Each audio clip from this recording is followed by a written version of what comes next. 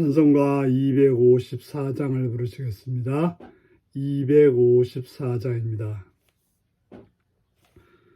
내 주의 보혈은 정하고 정하다.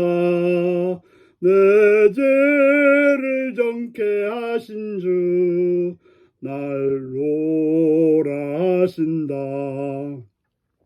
내가 주께로 지금 가오니 십자가의 보혈로 날 씻어 주소서.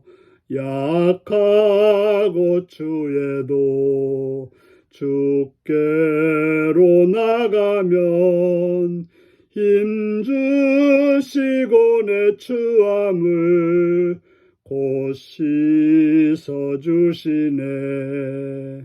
내가 주께로 지금 가오니 십자가의 보혈로 날 씻어주소서.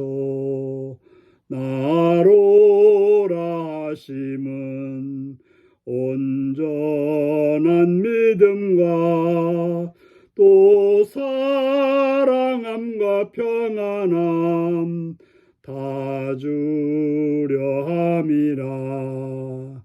내가 주께로 지금 가오니 십자가의 보혈로 날 씻어주소서. 근죄인 복받아 살 길을 얻었네. 한없이 넓고 큰 은혜 베풀어 주소서. 내가 주께로 지금 가오니 십자가의 보혈로 날 씻어 주소서.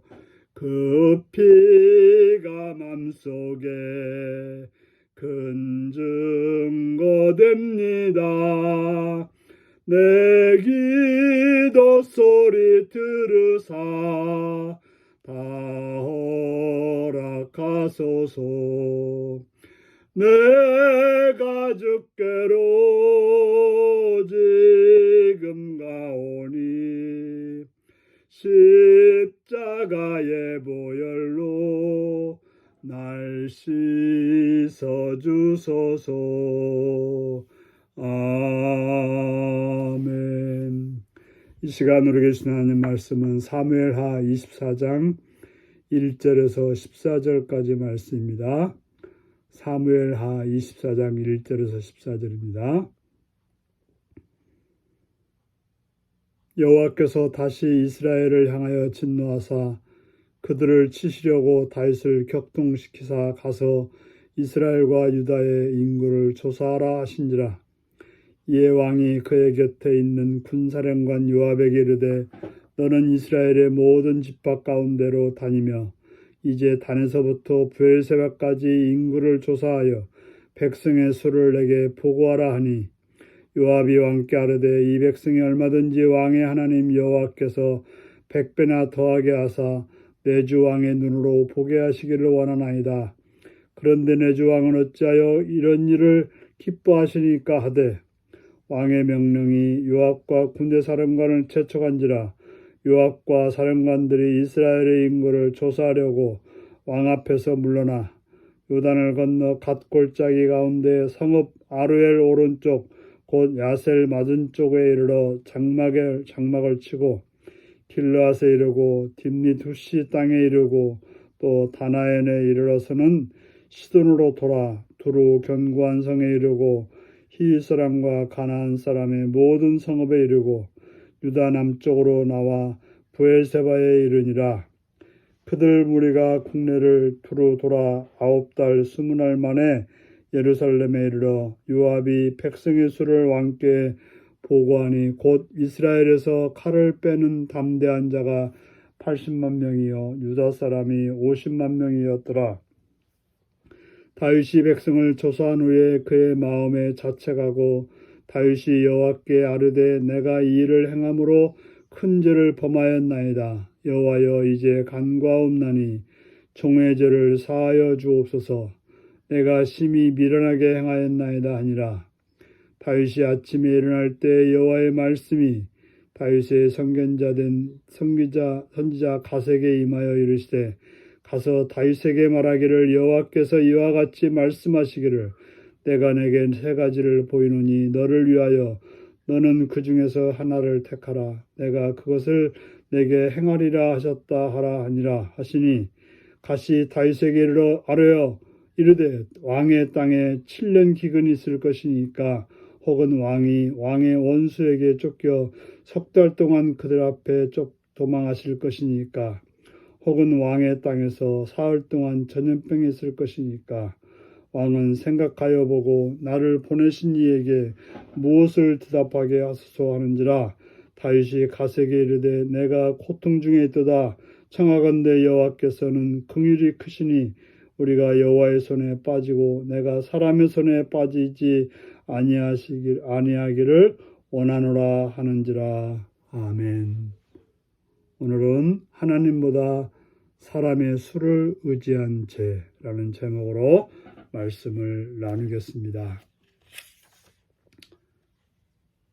오늘 본문은 하나님이 이스라엘 향하여 진노하셨다라고 말하고 있습니다. 하나님께서 진노하셨다고 하는 것은 죄가 있었다고 하는 것입니다. 사무엘서는 왕정시대의 형성을 다루기에 왕과 사울의 죄만 부각되는데 그 이면에는 이스라엘 백성들의 죄도 있었을 것입니다. 이 하나님은 다윗의 실수와 죄를 통해서 백성의 죄악을 징계하려고 하십니다. 인구조사하도록 하나님이 다윗의 마음을 격동하시지만 이는 다윗이 품은 생각을 실행에 옮기도록 허용하신 것입니다. 다윗이 이제 나라가 커지고 안정됐을 때 자기의 군사가 얼마나 되는지 알고 싶은 그런 욕구가 있었습니다. 자기의 힘이 얼마나 되는지, 자기의 능력이 얼마나 되는지 과시하고 싶은 그런 생각이 있었던 것입니다. 그는 하나님보다 바로 군대를 더 의지하는 그런 마음이 생겼기 때문에 그렇습니다. 바로 이것은 아주 신앙심을 잃어버리고 비신앙으로 살아가는 그런 형태였던 것입니다. 그걸 옆에서 보고 있던 요압도 그게 옳지 않다는 걸 알고 말렸지만 다윗의 마음속에 솟아오른 그 인구조사를 하겠다고 하는 뜻은 굽히지 않았습니다. 우리는 하나님을 의지해야 되는 것입니다. 돈이나 힘이나 사람의 숫자가 아닌 하나님만을 의지하고 살아가는 것이 신앙심이라고 하는 것, 신앙인으로서 바른 태도라는 것을 알아야 될 것입니다.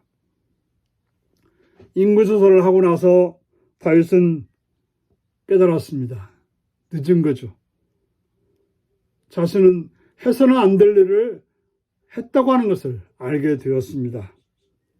그는 하나님 앞에 자신의 미련함을 고백하며 용서해 주시기를 구했습니다. 하나님은 갓선지자를 통해서 세 가지의 징벌, 곧 7년 기근과 3개월간의 왕이 대적에 쫓김과 3일간의 전염병 중에 하나를 선택하라고 하셨습니다. 7년 기근도 참으로 힘든 일이고 3개월 동안 적에게 쫓기는 것도 힘든 일이고 3일 동안 전염병도 참으로 힘든 일입니다. 하지만 다윗은 사람의 손에 빠지기보다는 하나님의 손에 빠지는 것을 선택하였습니다. 그는 정말 피난살이의 혹독함을 사울을 통해서, 압살롬을 통해서 경험했기에 그는 하나님을 의지하며 자신의 고통이 덜하기를 바랬던 것입니다. 우리는 기억해야 될 것입니다. 우리가 죄를 짓는 것은 하나님의 진노가 따라온다는 사실인 것입니다. 그리고 우리는 내가 지은 죄에 대해서 하나님 앞에 민감해야 되는 것입니다. 죄를 깨달았을 때 깊이 반성하며 회개했던 다윗처럼 우리는 회개해야 되는 것입니다. 그리고는 회개한 다음에는 청결한 양심을 가지고 살아가야 될 것입니다. 죄를 짓는다고 하는 것은 우리 속에 계신 성령님이 근심하는 일인 것입니다. 성령님의 근심은 회개를 촉구하는 하나님의 신호입니다. 바로 회개는 나중이 아니라 지금 해야 된다는 사실을 기억해서 회개함으로 하나님과 좋은 관계 속에서 살아가는 복된 여러분들이 되시기를 바랍니다. 기도하겠습니다. 자비로우신 아버지께 감사와 찬양을 드립니다. 오늘도 주의 말씀을 통해서 우리로 하여금 정말 하나님만을 의지하는 그런 믿음을 가지는 자가 되게 하시었고, 어리석게도 내가 가진 어떤 힘이나 숫자에 매여 하나님을 잃어버리는 어리석은 자가 되지 않도록 인도하셨고, 죄를 지었을 때 곧바로 회개함으로 하나님과 올바른 관계 속에 있는 복된 삶이 되게 하여 주옵소서. 예수님의 이름으로 기도하옵나이다. 아멘. 하늘에 계신 우리 아버지의 이름을 거룩하게 하시며 아버지의 나라가 오게 하시며 아버지의 뜻이 하늘에서와 같이 땅에서도 이루어지게 하소서. 오늘 우리에게 일용할 양식을 주시고 우리가 우리에게 잘못한 사람을 용서하여 준 것 같이 우리의 죄를 용서하여 주시고 우리를 시험에 빠지지 않게 하시고 악에서 구하소서. 나라와 권능과 영광이 영원히 아버지의 것입니다. 아멘. 말씀 묵상입니다. 다윗은 어떤 목적으로 인구 조사를 했나요? 하나님이 기뻐하지 않는 일을 내가 채척하거나 고집하고 있진 않나요? 자신의 죄를 뉘우치는 다윗에게 하나님은 어떤 징벌을 제시하셨나요? 하나님 앞에 나의 미련함을 고백하며 자복할 죄는 무엇인가요? 오늘 이 말씀을 묵상하시며 주 안에서 죄를 짓는 자가 아니라 주님과 선한 관계 속에서 오늘도 살아가시는 복된 하루가 되시기 바랍니다. 샬롬.